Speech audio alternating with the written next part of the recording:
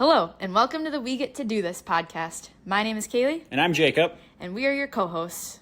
In this show, we're going to dive into all things our lives, from our partnership to romance to entrepreneurship to growing our businesses together, our fitness journeys, and we're going to have a ton of different guests on that relate to what I just said in some way. We're hoping you enjoy the show, and if you do, please feel free to follow us, leave us a 5-star review on wherever you listen to your podcasts, and enjoy. And if you don't like the show, tough. Thank you. Thanks.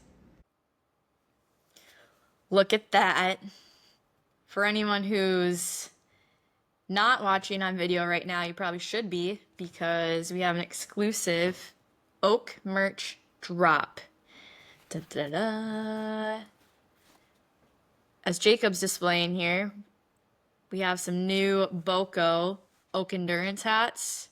And if you've never worn Boco before, they're actually like super sweet hats for running, hiking, walking, exploring. And it's like this nice light blue, black, white, which are very Kaylee colors to go with. You know, if you have blue eyes, it'll really makes them pop. $35. One can be yours. And I was more so pointing out that today the website drops while we're recording it today. 4/28, website drops. Well, and actually the website's out already, I guess, but I'm announcing the drop of the website. So if you haven't yet, go to www.oakendurance.com and look at what our baby's looking like. Kaylee and I's. It's sweet. Like, it's actually really, really cool and shows how far branding and marketing can go. And just how far, it's really cool seeing how far the business has grown. I'm understanding more and more why entrepreneurs view their businesses as like their baby, and then they kind of grow up, because I feel this jump is really cool. Did you take a picture of what your website was? No, but I can go and... You should screenshot it, just because not that your old website was bad by any means, but I mean, we've both created our own websites up until this point. Mine still is self-made. You can... Yeah, it looks way better than my self-made looks. It's not true, but I also spent not that you didn't spend a long time, but that stuff takes a long time, and now I understand why website designers and branding people and marketing people, they charge, because it's a lot. Yeah, it was expensive. Yeah, but it cost me like about $5,000 to redo everything, which it's just so crazy, because when I first started the business, no chance. I think that first year, that's how much I made, Yeah. So it's crazy how much capital allows you to then grow, right? Because I was able to put,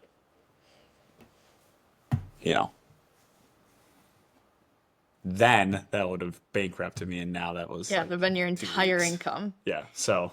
And it's crazy how much the business has grown. It's crazy how much, I'm in a very fun... We are in a very fun stage right now. I'm having a good time. And if you need a website /marketing/creative, French Press Creative is who I worked with. I went to high school with her. And... she's incredible. And more specifically, what I appreciated was the amount of time she took to understand the business, right? It wasn't just, I'm going to make a website. We had 2 or 3 interviews, essentially, where she interviewed me about my business. Then I had a form I filled out. You spent a lot of time on this. I spent almost more time on this build than I did when I was actually building my website. So if that goes to show, 1, probably how I needed to spend more time building the last website, but then also 2, how much time it put in. I'm excited that it's done. So I can't imagine how she feels, because she did all the actual building, but I still had to do the copy and again, the messaging behind it. So, and one of the things we talked about was she came to me right away after she did a bunch of market research, which again, that was also cool. She went and researched brands.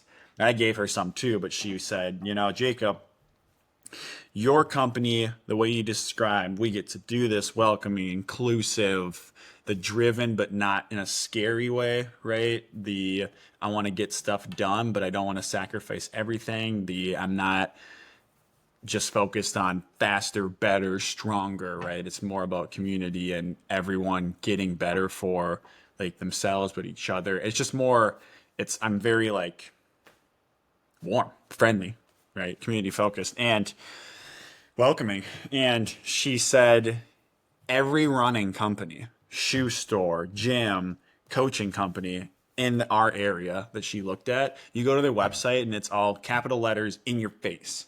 Like just like, oh, intense. And that's like fitness in a nutshell, right? It's like intense, stronger, like so in your face. And she said, I think you have a really good opportunity here in a way you could be different with the way we brand you. Because currently I was like that too. Boxy in your face, right? And she said, we should go about this in more of a, you get to the website and you want to like stay there. You're not intimidated. You want to, hang out, right? And I think she nailed it. You go to the website and I'm like, this is amazing. And it's us, like it's very much, not that it's bad to be what I just, like the opposite of what I just described, right? But I really do think it's like us in the sense that we don't really care about times. We don't care as much about PRs, right?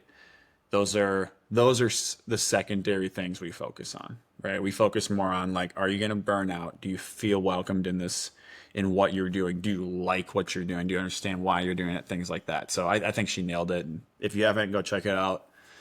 And yeah, let me know what you think. Let us know what you think. Yeah.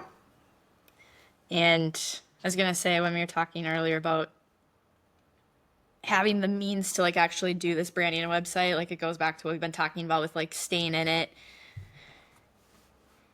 and not giving up before it gets good. Because I think at the beginning it is so hard because you don't have the means to hire an accountant, a bookkeeper, a marketer, socials. And when you do kind of get to that next level, it's just fun, especially because we do have these babies now that we've put so much time into. And then it's almost like, okay, now like I'm welcoming somebody else into this to help me. And it's fun to be able to then continue to just build and grow and see how far you've come. And then attracting who your ideal client is, which that changes too over time. And now you've kind of developed that more too. Yeah. And I think it's almost a rite of passage in a way to have to bootstrap. Is that the right Yeah. term? Like, there's something that is fundamental almost, I feel, when you're building a business and you have to do everything. And not that I'm not doing everything now, but I'm doing less of everything and more of what I want to be doing. But then we also appreciate so much more. Right. I feel like I appreciate so much more when I see socials that are really well done by other people or see this website because I'm like, I know how much time this stuff takes. And what I had, somebody do my taxes this year and it's like, I know how hard this stuff is, or bookkeeping. Like, it's so time consuming and it took those people a long time to become an expert in their fields. And I feel like there's just that appreciation of people's skill sets and wanting to really appreciate what they do. Right. Yeah, and now I'm thinking like it'd be cool to hire a social media person so I wouldn't have to do that anymore. The part of the problem with where we're at right now though is that we very much are our brands. But I don't know. I feel as though I could hire someone to do the Oak Endurance social media and I could still do Coach Jacob Oak's social media. And I could just like kind of pop up the Oak Endurance thing. So if anyone's interested, I'm always looking for types of things like that. So if you want to get involved and help, We're also very greater community. word of mouth, business driven too. So figuring out how much time you should be putting into socials versus how much time should you spend in the community. Like, there's just a lot to balance and figure out what people actually want. So, well, there's our little entrepreneurship talk for the day. I also feel like we should quickly take a moment to recognize how amazing of a race month it was for April. I feel as though we had a lot of very good client success stories. People crushed it this Yeah. month. We were lifting at PRG yesterday and just talking about, I mean, so many people met their goals and surpassed them. And in spring, I mean, usually it's more of like after, the summer or fall races as people kind of have had their build for the year. I mean, people are crushing their goals right now from last fall, even after having an Yeah. entire year of building. And it's so fun to see and to be a small part of that for people. It just, every day I'm like, wow, this is so cool what we're doing. And like being able to just be in people's corners and cheer people on. Yeah. Yeah. I was like getting gear this weekend and I had one person in the 5K. There were three of us, two of myself in the 10K, and two people in the half.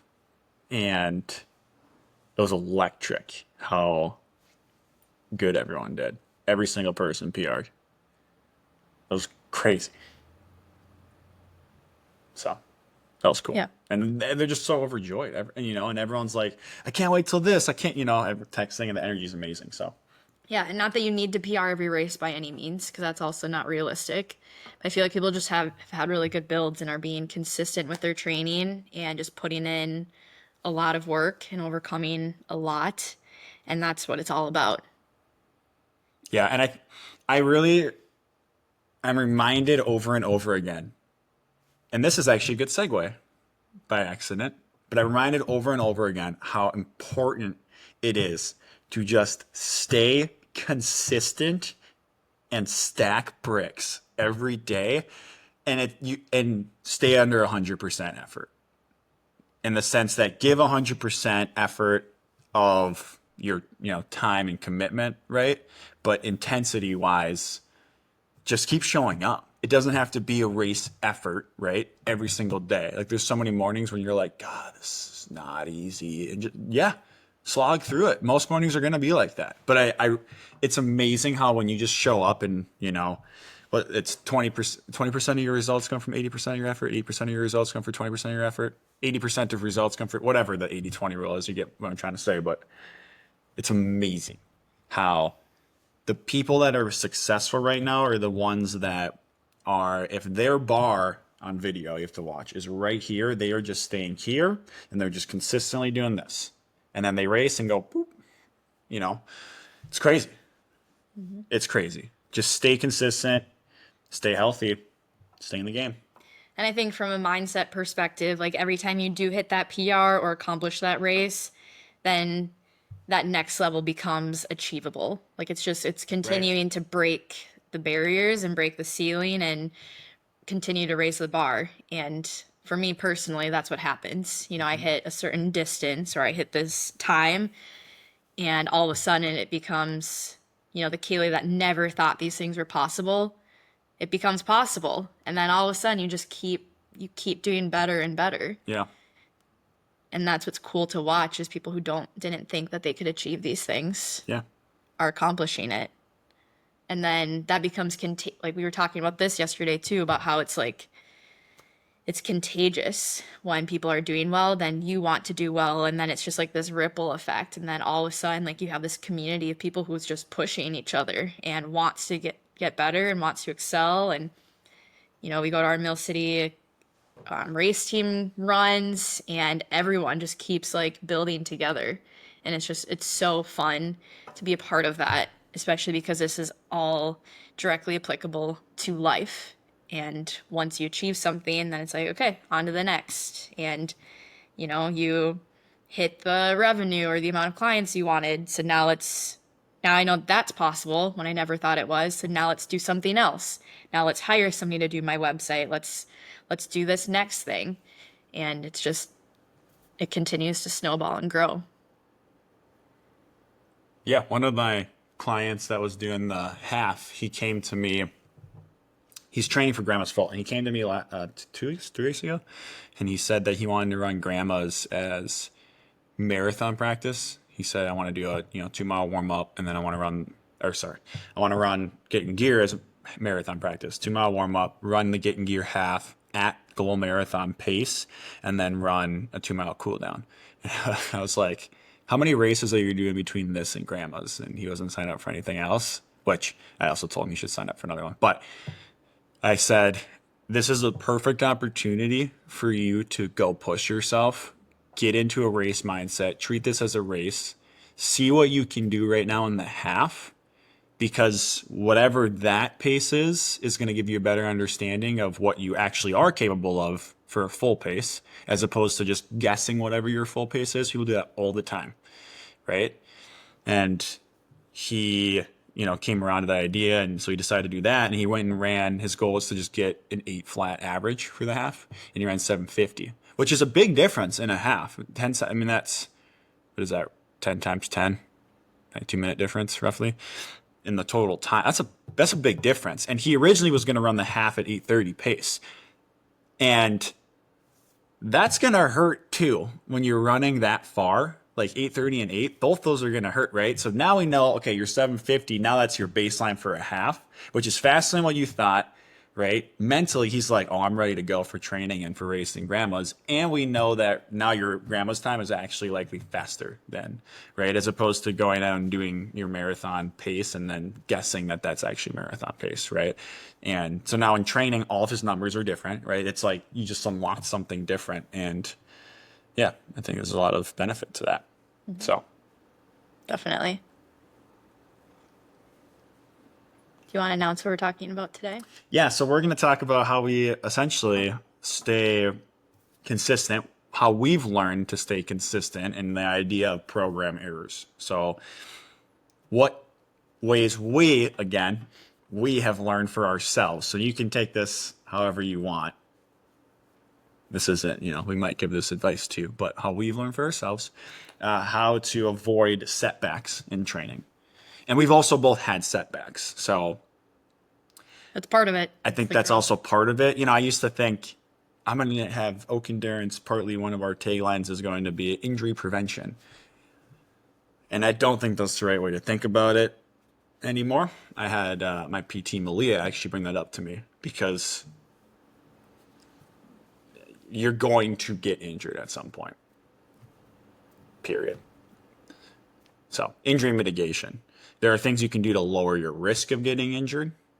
You will get injured at some point, though. I can pretty much guarantee that. So if I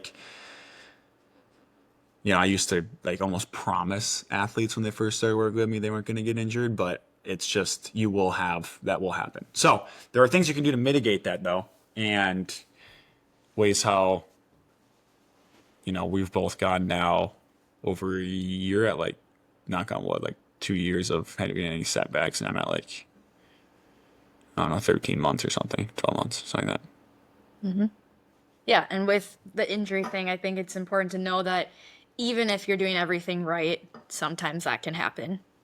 My last, quote, injury was probably after I did rim to rim to rim. And yes, I could have practiced running down more downhills. That technically was within my control, but I didn't do that leading up to it. And after going 8 miles down and losing, I don't know what it was, 7,000 feet of vert or something in that, it roached my body, and that was just very hard. And even though I was doing the strength training, I was doing the running, I was fueling properly, I was training, stuff still just happens. Sometimes that's life. And to not, or we know somebody who got hit by a car, and it's those are sometimes setbacks that aren't within your control. So remembering to not it's not the end of the world when this stuff happens either. So just a little side note. It doing everything right but things still going wrong is almost similar to injury prevention language. I'm now just thinking about this. I almost feel it's not possible to do everything quote unquote right all the time. Do you know That's what what I I'm mean? saying. Like, I still could have trained differently. And Right. now I've learned for next time. Okay, I thought I was doing everything right, but clearly I wasn't. Yeah. So now I've learned, and now there's extra things I would add on. Yeah. And that's what it's all about is Or extra things continuing. to take out. Yeah, or there's certain things I would add, there's certain things I would take out. And that's, again, this is all just a process. And it's about learning then for the next time, being like, okay, maybe this didn't work in this scenario or at this time in my life, at this age, for this race, but how can I then change in the future? Like what worked and what didn't, and then leave the rest. Most of the time, it goes back to our ego episode. Put your ego aside and understand that you're probably not doing everything right. A lot of times, I'm not. Yeah, none of us are. Kaylee we just did an episode where Kaylee talked about how she got sick because she wasn't, you know. Yeah, So, and I do way more stupid shit all the time. yeah, we are by no means perfect. That's why we wanted to share all the things that we feel like we have done wrong in the past, Yeah. so that like it's all. I truly feel like life is about learning from other people's past experiences. That's history. That's finding out why were wars started? Why did this happen? Why did that happen? So that we can continue to raise the bar and continue to be better. You know, if your parents were this way or your grandparents were this way, like how can I learn from things they did so that I can be better? And I want my kids to do the same. And if a runner did this, you know, a super good marathoner, I'm sure people like Dakota and other Olympians are then learning from them, like, okay, what went so well for them that they were able to get this time, and how can I now do better? That's evolution. That's what we should all be doing, is learning from each other. So with that, any tips, or what are your tips for? So we're talking in the sense of just setbacks. So when we talk about setbacks and running, this could almost be a 2-part episode. We might have to talk about that Yeah. as we're going through this. When we talk about setbacks and running, I think it's worth to define that. So injury, getting sick, having to miss training for any reason, right? Anything else? I don't know. I mean, I feel like injuries are the things that typically come up, right? But so when we talk about kind of, you know, your common program errors, are we just gonna like kind of share ideas we have? Is that essentially what we're doing? Sure. Just listing, because you got a list over there. Yeah, mine's not necessarily from just injuries, because I thought we were talking about training mistakes. Yeah. So we're talking about training mistakes in general. Okay. Well, I'm gonna kick it off with the big one. I think that the number one thing I see is everyone talks about overtraining, and Doug from Run DNA talks about being under recovered. And I'll never forget, he said he had a client once come to him and say, yeah, I was, you know, overtraining and I got hurt. And he said, well, how are you overtraining if you did the training? Following that? And I liked that. I was like, that's a good point. He was like, you did the training, so your body could handle the training, right? Theoretically, if you can do the training, if you can get through it, your body could theoretically handle it. However, did you recover enough to recover from it so you could do more, right? Because, you know, there are threshold lines we have.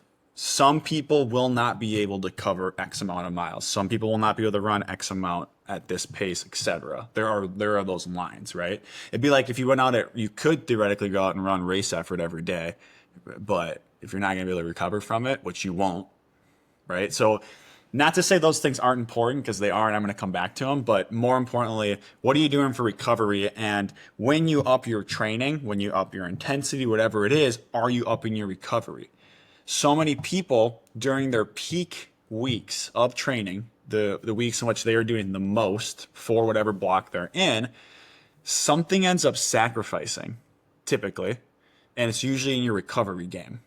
You usually are like, okay, it's one more week. I'm going to get through this and I'm going to just sleep a half hour less, or that is a quicker meal. I'm going to go drive through McDonald's and just get food in, right? Things like that. In the weeks where you're training the most, that's when you need the most recovery and the most beneficial, like strict, whatever you want to call it, recovery.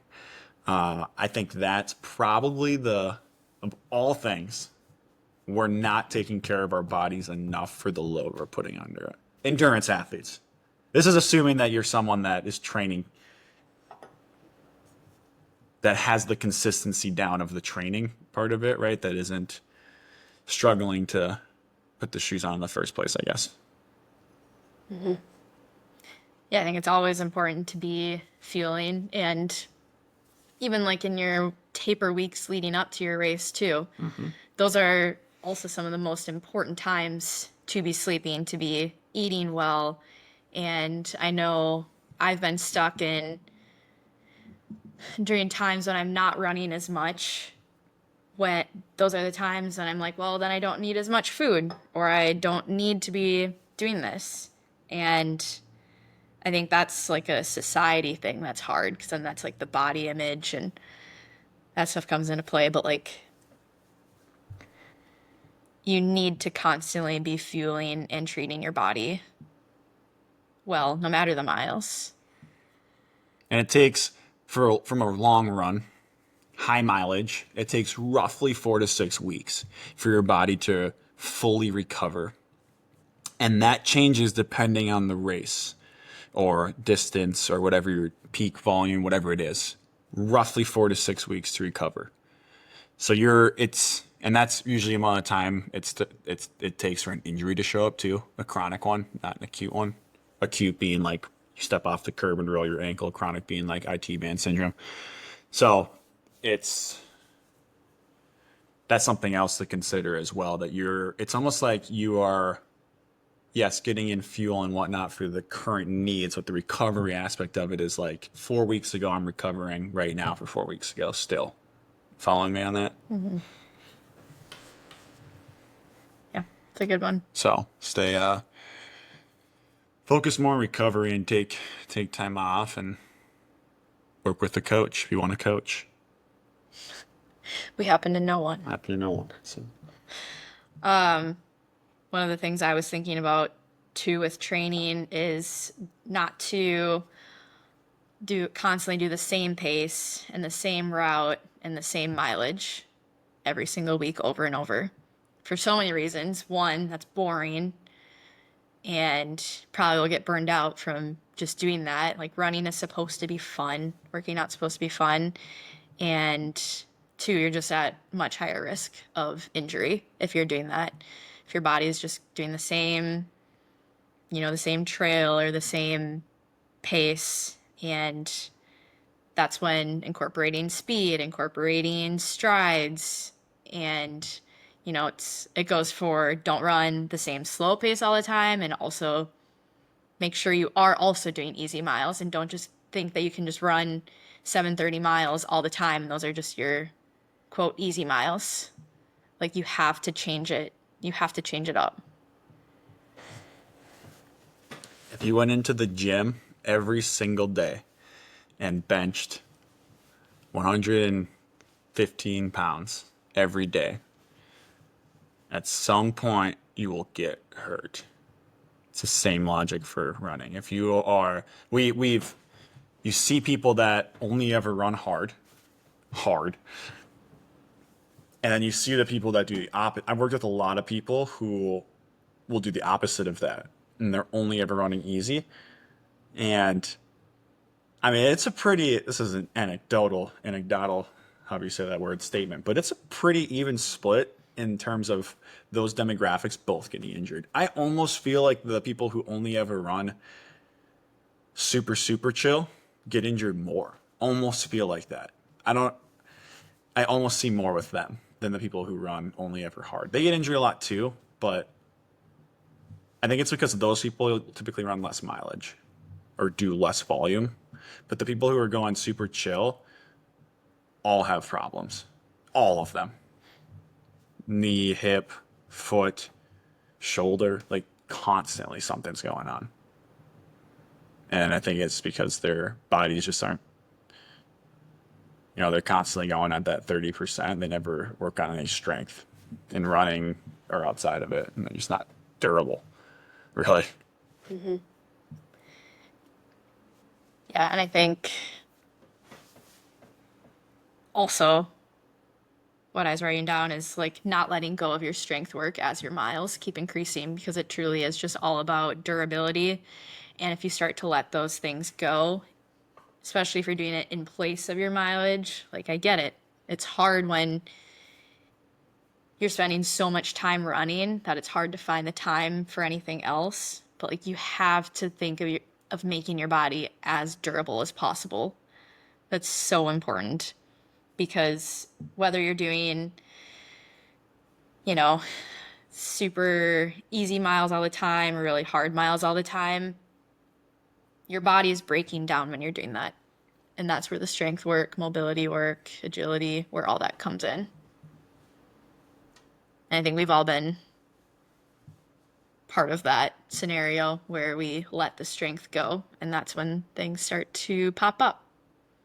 And anytime something pops up like pain or fatigue, like I always tell my patients, like that it's a good thing when these symptoms happen, because that's your body is intelligent enough to tell you, hey, we're doing something wrong.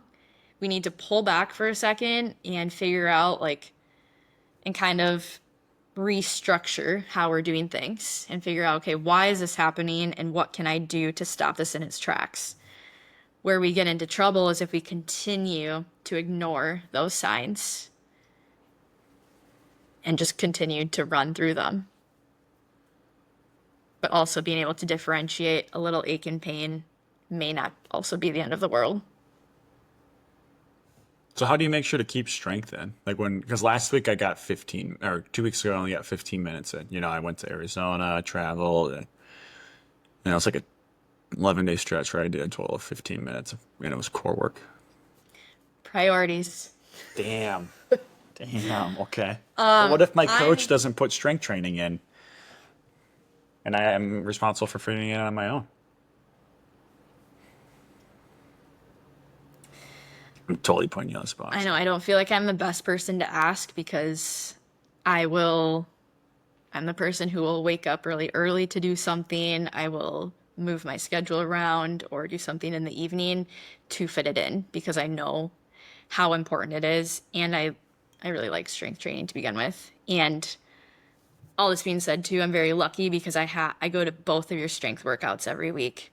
So I block my schedule on Tuesdays. I know that I'm going to be going to 6 p.m. strength. And, if I'm trying to fit in a patient, I'm never like, that's Kaylee time. Like I know that I need that. And Tuesdays at 6 or Thursdays at 6 a.m. Again, I know that I have strength class. And if I'm not able to fit somebody in during the week, or I'm not able to do another appointment, then there's always next week. And just being able to prioritize. And I know everyone's schedule is different, but you need to figure out what's most important in your life. And, if it means maybe I don't do brunch on the weekend with my friends, or I push it back an hour, like I truly believe you can find it 2 hours in your week to do this. And even if, you have an hour in between clients, well, a half hour is better than 0 hours. You can still do so much in 15 to 30 minutes. Yes, it might not be as much as you want to be doing, but you can do something. And it doesn't have to be perfect to count. So I think remembering that, even if your run, if you can get in 20 minutes, that's a heck of a lot better than doing 0 minutes. And then that's also telling your mind and yourself that, hey, I'm prioritizing myself and I can get this done. Maybe a little harsh, but that's how I see it. Thoughts? Most endurance athletes are usually doing a total of, say, on average, 4 to 6 hours a week of exercise. If you, the way I work with people, if you are doing 4 to 6 hours of exercise and you can't add an hour because you're quote unquote too busy, I will call people on that every single time. If you come to me and you're like, I don't have time to run, and you're truly like not fitting it in and you're doing like 0 to 1 hours, that's a different situation all entirely. But most people who are like, I don't have time for strength, and I definitely don't have time as volume picks up, is complete BS. Usually. Because in my mind, how can you tell me you don't have time for strength, but you have time for 4 to 6 hours of running or biking or whatever it is? I don't buy it.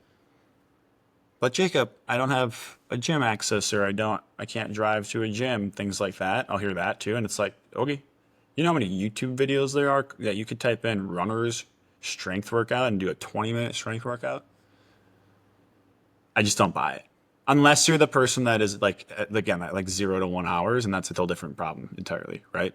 But most people you'll have the people that are like, yeah, I'm doing 10 hours of running a week. I don't have time for strength. I just can't fit it in because I need all 10 to get fit for my race. Yeah, okay. No, you don't. You need like not that much, and strength's going to help you more anyways. So take 2 hours out and put strength in. You know? And for me with the time thing, I think, especially, I mean, my field is preventative medicine. That's what I am all about. Staying healthy for longevity so that I can have a healthy future, my kids can have a healthy future, our family. And, and people say they don't have time to fit in the strength. Well, I don't have time to get injured. I don't have time to get sick. I don't have, people talk about eating healthy and how it's expensive. Well, I don't want to have to pay for doctors in the future. I don't want to have to take time off to go to doctor appointments. I don't want to have to pay for prescriptions. And I think being able to see it in a wider frame than just right now and what your situation is, and being able to look down the road and be able to see that, I think that helped, for me at least, that's very beneficial to be able to see that. And yeah, I don't have time later on to be able to make up for the mistakes or for the way I've lived my life now. And knowing that what you do today has such lasting impacts for the next year, 5 years, 10 years, 20 years. You can't change what happened yesterday. You can't change what happened last year, but you can change starting today. And I mean, today's the only day that we have. And being able to be like, okay, maybe I didn't do these things in the past, but I can do these things today for my future. That went a little deeper than I was intending, but the time excuse it's hard. If you have a break during work, if you're a nurse and you have 15 minutes, I mean, I remember when I was doing night shift, I would go run up and down the stairs, mostly because I was falling asleep in the middle of my shift, and that was my way to wake myself up at 2 a.m. But there are times to fit things in if it's something that you really want.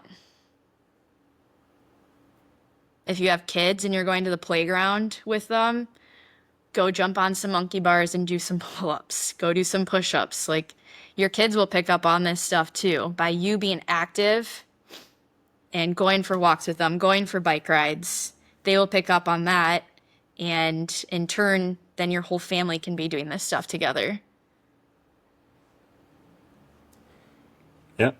I've seen the clients that have a kid and hit a Boston qualifying time and a lifetime PR in the marathon in those 9 months after, and I've seen the people who completely stop exercising.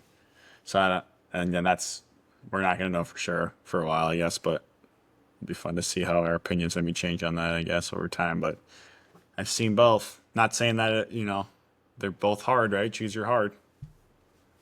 So, It doesn't need to be perfect though. You just need to get it done. Done is better than perfect.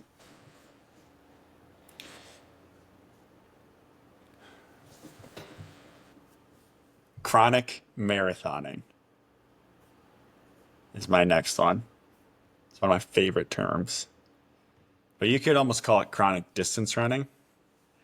I'm going to talk about it in the sense of marathoning because it's just really easy to understand that way. But again, this could be distance running. You finish a marathon and you go right back to running marathon volume / doing marathon workouts. This is so common. Do a marathon, barely take any time off. Next week, you're already doing long runs again. All the time. Running 50-mile weeks, taper, do the marathon, right back to 40 miles, right back to 50 miles. All the time. There's never a reset.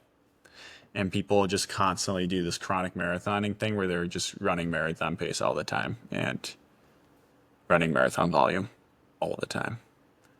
Again, it's any distance. So that's kind of, that gets into like periodization a little bit. Just make sure you have a good periodization program. Make sure you do a good base training phase, more importantly than anything else. Do a speed block, strength block, and then do your marathon block.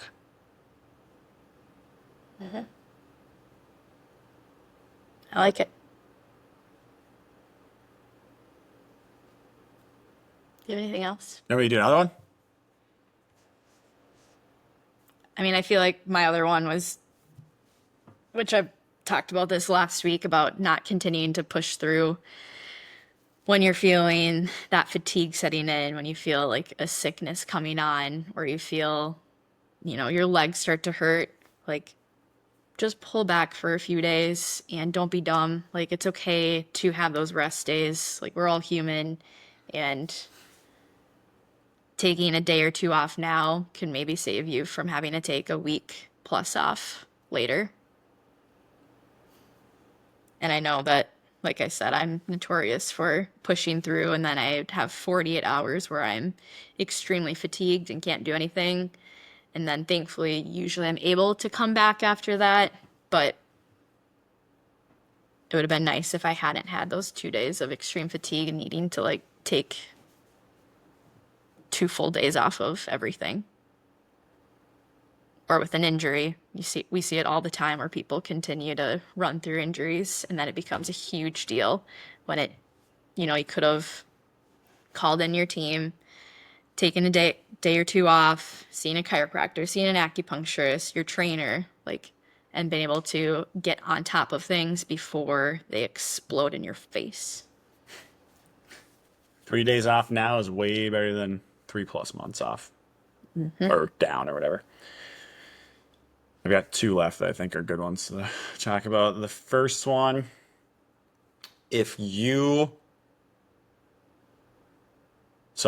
first of all, a proper quote unquote training plan typically involves a long run, right? Usually it's once every either 7, 10-ish days, so somewhere in that range. So theoretically, you should have about 4 a month. Race counts as a long run. So if you're training for something, right? Or if you're someone that does a race every weekend and it's super long, those count as your long runs, right? If you add your long run mileage up throughout the month, and you divide that by the total mileage you did in the month, and that is above 30%, it's a problem. If you look at pretty much any professional runner, any of the kind of top dog run coaches, go look up research articles, ask ChatGPT on injury prevention, things like that, and ask them how long your long run should be percentage wise to the rest of your week, or what I just did in terms of the month. So many people do this dance where they have long runs that are like 50% of their weekly mileage. and you are just asking to get hurt or sick or something, right? And I think that comes from, you look at professional runners and it's like, well, they're doing 20-mile long runs or a 5-6 hour trail run on the weekends, things like that. If you look at the rest of their, first of all, they're professional runners. Second of all, if you look at the rest of their mileage, I just read Scott Fable's book, and his like peak long run was like 26 miles, but most of the time he was doing like 20-mile long runs. The dude was doing like 14 miles a day.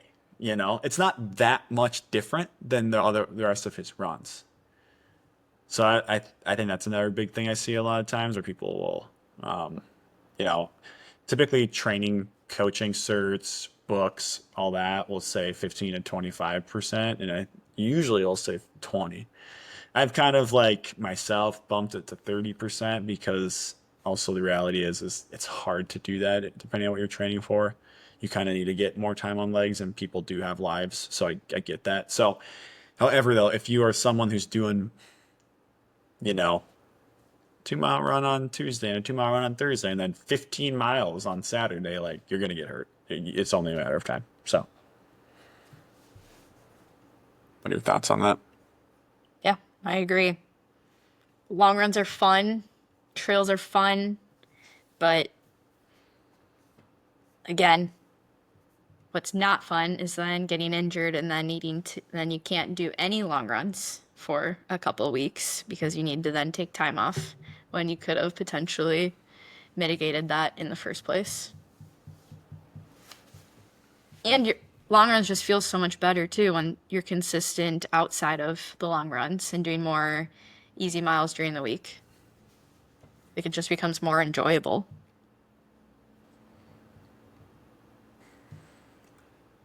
Last one. I could give so many, I feel I like, know. but I'm gonna give one more if that's okay, because this last one I also feel like is pretty important, and I call it training based on where you want to be versus where you are. And I'm gonna use one example for this, and I would like to see if you have any examples too. But I just did a 10K, so I'm gonna use a 10K road distance for this, and so I'm gonna think about myself here, right? I would like to break 40 minutes in the 10K. So, training upwards of the 10K, because I want to break 40 minutes, I'm going to do all of my workouts based around the fact that I could break 40 minutes, right? So it's like I essentially go to the VDOT calculator online or whatever calculator you want to use, and I'll put in my PR of 40 minutes, and I will do threshold runs at that pace. I'll do, 400s at the pace it takes to do that, right? Following me? But my current PR is 42 minutes, right? Which means all of the pace work I'm doing, because it's shorter, I can do it, but I'm not actually running the right paces that I'm currently able to do based on what I'm actually able to run.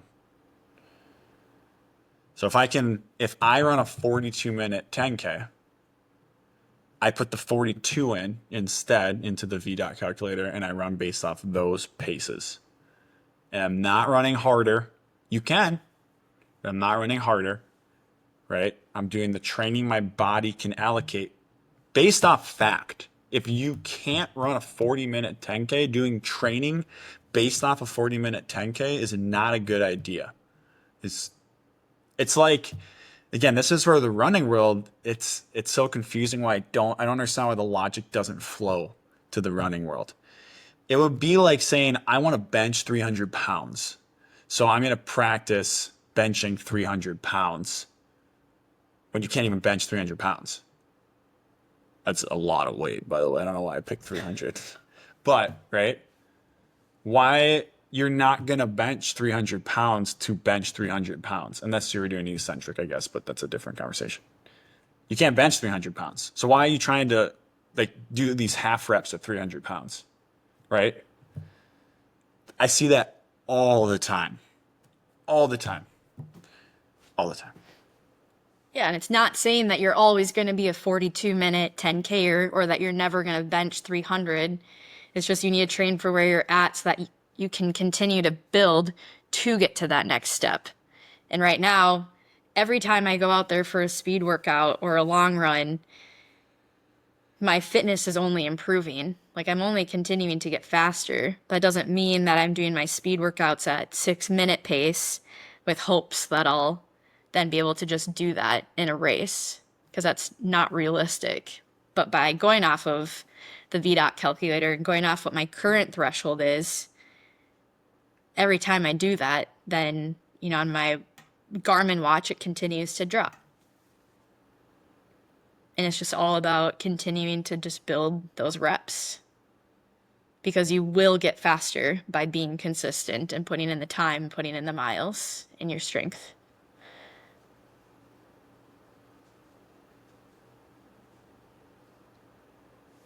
Yeah, it's a good one. And also, if you ran a certain time the season prior and then all of a sudden you're starting again 6 months later, don't expect to then start at that time either. Like, train where you are at right now. What's your we get to do this moment of the week? Getting gear. All the clients did so well. Oh, You did so I was like, well. the client. I know, but you did so well too. When I was sitting on the grass afterwards with Jake and just drinking coffee and watching people roll in, I was like, yeah, this is great. I could sit here all day. So, very proud of all the runners who did really well. Yeah, as a collective, our Mill City friends did so well. Your clients did well. It was a really good day. But yours? while you were all crushing road miles, I was out doing miles at Carver Park Reserve out in Victoria, and I had considered doing getting gear miles, but then I was like, I don't know, just staying true to myself, and I really wanted to do trail miles, and I've been getting so much joy out of being out on the trails lately, and this is my second solo trail run in the last couple of weeks, and it's been so fun, just like going around in new parks and exploring, because this is my first time there, and my body hurt going into it. Like, hurt as in I was very sore and tired, and the first couple steps I was like, oh boy, this is gonna be interesting. But I made it through and I enjoyed it, and it was a beautiful day, and I was just, again, really happy and proud of what the body can do. And then being able to see you guys all do so well too. It's just we get to do this moment of, we're so lucky to be in this community and to have these relationships and each other, and just the happiness that we get out of it, and all the learning opportunities that we get to, and learning to push through the hard.